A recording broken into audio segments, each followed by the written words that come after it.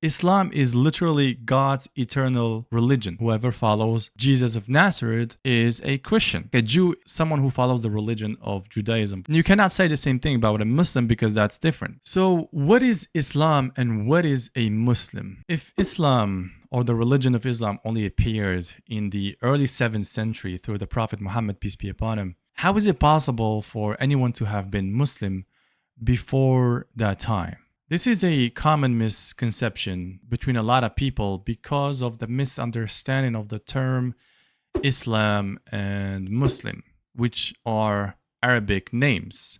These are Arabic terms, Arabic words. And if you do not know the meaning of these words in Arabic, you would have a misunderstanding of what a Muslim actually is, which is understandable. If you always hear about the religion of Islam and Muslims through the media and social media, you would think maybe a Muslim is just someone who follows the religion of Islam, or someone who follows the religion of the Prophet Muhammad, peace be upon him, or someone who follows the Quran. These are all technically true, but that's not what a Muslim actually is when you look at the name itself. The Arabic term Muslim is someone who is submitted. Okay, that's exactly the linguistic definition of what a Muslim is in Arabic. You see, for example, if you talk about what is a Jew is someone who follows the religion of Judaism, for example. But there's actually a little bit more than that. A Jew is both an ethnicity, and I cannot say that word. I can't.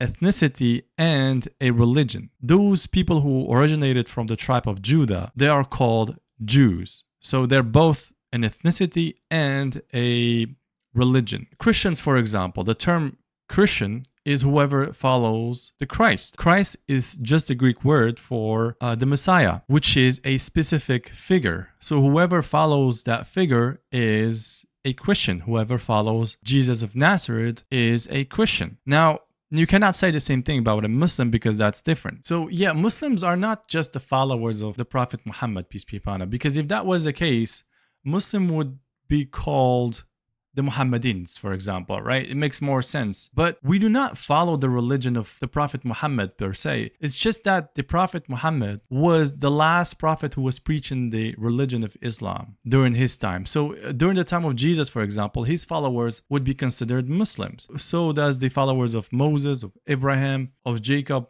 They're all Muslims. They're all submitted their will to God. So what is Islam and what is a Muslim?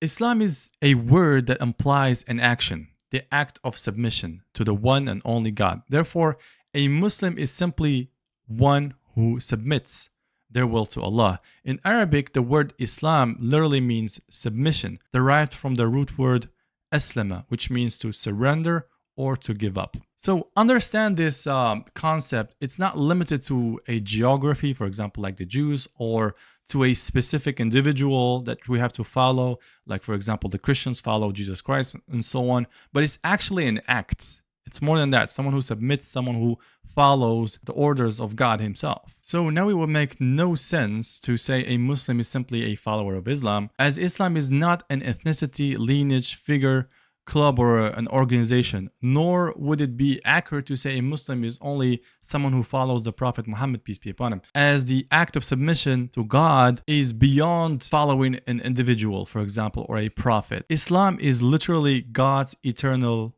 religion.